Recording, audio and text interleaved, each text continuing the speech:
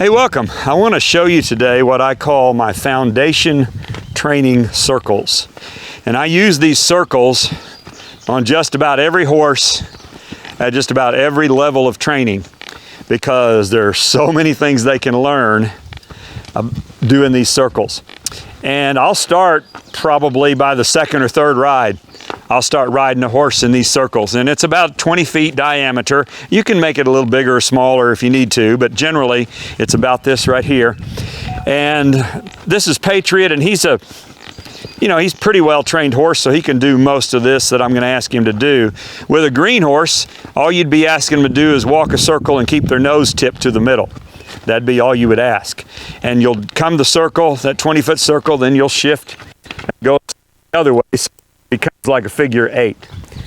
And I'll do this with almost every horse, almost every ride throughout the course of their life, working on different things. So with him, I want to make sure, first of all, that his nose is tipped into the circle. I don't want his head clear around here like this, okay? I just want about a 10-degree bend, just enough that I can see the corner of his eye, which I have right there. I'm always going to keep my inside hand up, and that's pretty important because if you don't understand this, a lot of people will tend to put that inside hand down, and that's wrong on several levels. So that inside hand should be up. If it's down, it pulls your shoulder down and it pulls your horse's shoulder down. Did you see that? And that's not what you want. You want it up. Your shoulder stays up and your horse's shoulder stays up. So your inside hand is an inch or 2 or 3 higher than your outside hand. So I'm going to a circle to the left. I'm gently bumping him with my left calf because I want his body bent. I want his rib cage bent to the inside of the circle. If he doesn't bend to my satisfaction, to what I think he's able to do, then I'll bump a little harder with that inside leg. And you can see he responded to that. I'll bump a little harder. If he still doesn't bend it, I'll reach in with my spur and push him like that, which he was already bent. Now he's a little overbent, but you get the idea. My outside leg is back. It's in leg position 3.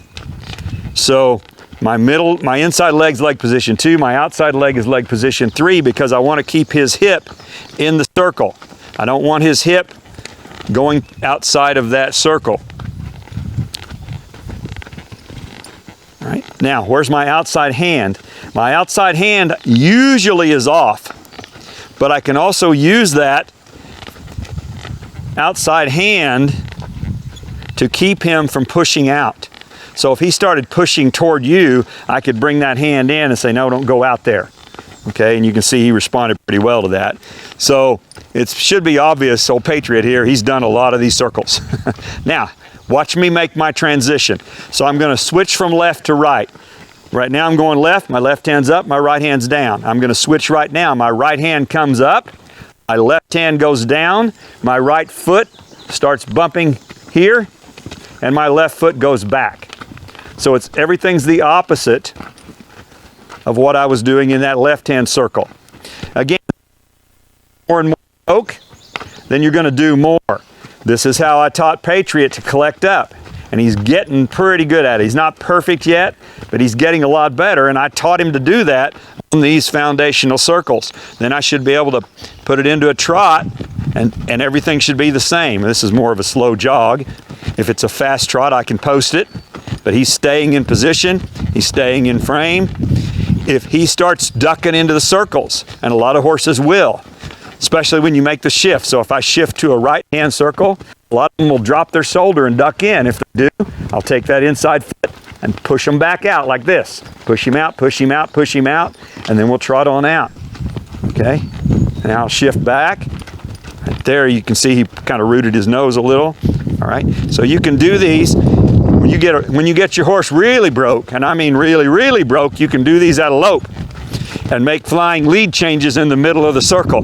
I'd probably make it about a 30-foot circle when I did that instead of 20. But you can crank this up depending on the level of your horse's training. Now, I will say this. Go out and try it. And I predict that if you haven't done this before, you'll find that your horse doesn't do it as well as you think he will. you'll find that your horse will probably not just walk a nice circle. He probably won't keep his body bent. All these things that he needs to know, he probably won't do very well, and so these circles will really help you train that horse and get him better.